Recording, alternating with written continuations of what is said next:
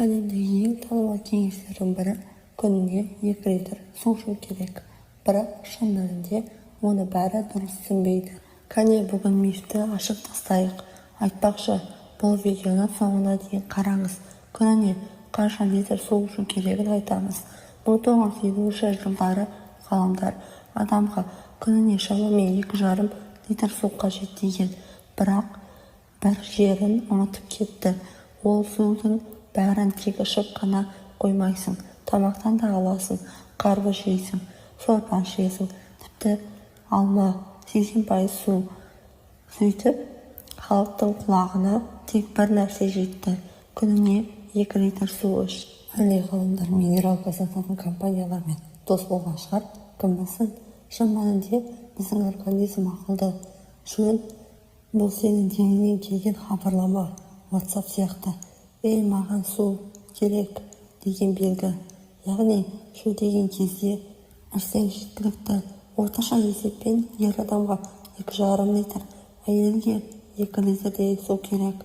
Бірақ ол барлық суда қосқанда, егер 2 литрді қинап құйып алсаң, туалетке күніне 100 рет барасың ғой. Бұл фитнес емес, марафон. Кей жағдайларда су көбірек қажет болады. Жаттығу жасағанда терлейсің, су кетеді.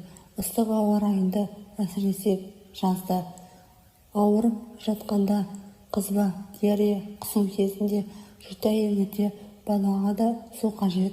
Осындай кезде 2 литр емес, тіпті 3 литрге дейін қажет болуы мүмкін. Білесің бе, кофеде де, шайда да су бар. Яғни оларда организмді ылғалдандырады. Бірақ газировка жоқ. Ол пайдадан гөрі зиян келеді. Тіпті тамақтың өзі суға бай. Қияр 95% су, қызанақ 94% су, ал қарбызды кәдімгідей табиғи бөтелке су сияқты. Яғни сен күні бойы тамақ жеп жүріп ақ 1 литрдей су ішіп қойдың. Сонымен мифке нүкте қоямыз. Күніне 2 литр суды қинап ішудің қажеті жоқ. Басты ереже: денеңді тыңда, шу десең іш, әсіресе таза суды іш, есіңде болсын. Әр адамға қажетті су мөлшері әртүрлі, өмір салтына байланысты. Ал енді бұл видеоны қарап, шу десең 1 стакан су іш.